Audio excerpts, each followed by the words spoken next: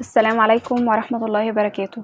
مكملين في شرح سورة البقرة. الوجه اللي عليه الدور بيبدأ بالآية المعروفة ما ننسخ من آية أو ننسها نأتي بخير منها أو مثلها. طيب يعني ايه الكلام ده؟ يعني انه كان في آيات بيتم انه ربنا بننسخها، بتغير الحكم فيها، فتبقى في آية نزل فيها حكم ربنا يقوم منزل حكم تاني. فهنا الكفار كانوا دايما بيتكلموا على الحتة دي، بيقولوا انه ازاي الآيات بتاعتكم بتغيروا فيها وازاي الآيات بيتم تعديلها. ففي الرد اهو جاي في القرآن بنقول ما ننسخ من آية أو ننسيها نأتي بخير منها أو مثلها. وهيجي هنا على طول 3 أسئلة على طول. ألم تعلم أن الله على كل شيء قدير؟ ده أول سؤال معانا. تاني سؤال، ألم تعلم أن الله له ملك السماوات والأرض؟ انتوا ما تعرفوش ان ربنا هو اللي بيملك كل شيء، بيملك السماوات والأرض؟ أم تعلم أن الله له ملك السماوات والأرض وما لكم من دون الله من ولي ولا نصير. يعني لو انتوا من غير ربنا مش هتملكوا أي حاجة لنفسكم، لا تملكون من أمركم أي حاجة، وما لكم من دون الله من ولي ولا نصير. السؤال الثالث، أم تريدون أن تسألوا رسولكم كما سئل موسى من قبل؟ ولا أنتوا بتسألوا أسئلة كتير بقى وكانوا بيضايقوا النبي بأسئلة كتير. فهنا بيقول لهم وأنتوا بتسألوا الرسول زي ما اليهود بني إسرائيل كانوا بيسألوا سيدنا موسى؟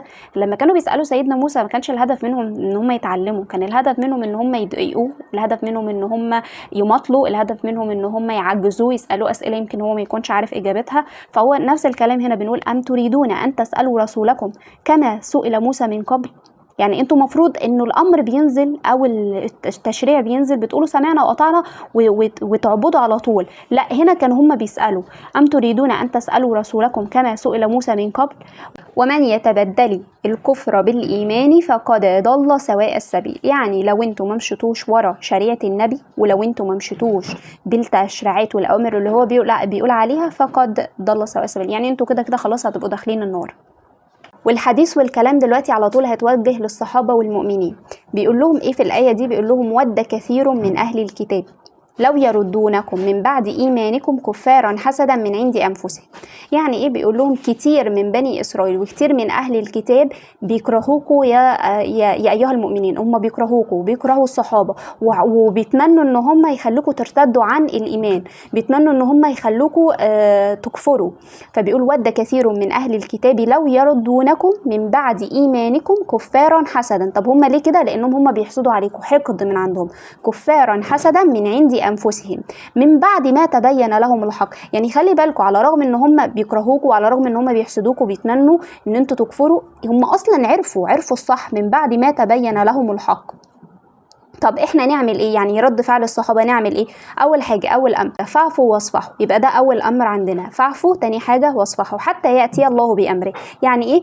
هتصبروا عليهم وهتسامحوهم وحاولوا ان انتوا تتجنبوهم خالص لحد ما ربنا ينزل بالحكم بقى الشرعي، لحد ما ربنا يحكم فيهم. حتى ياتي الله بامره ان الله على كل شيء قدير. يبقى انا الايه دي هنهيها بايه؟ بان الله على كل شيء قدير. طيب لحظه ما انا بنتظر ان ربنا ينزل الحكم بتاعه او ربنا يحكم فيهم، نعمل ايه تاني؟ واقيموا الصلاه واتوا الزكاه. يعني اول حاجه فاعفوا واصفحوا ونهينا الايه، وهنكمل الامر الثالث واقيموا الصلاه واتوا الزكاه.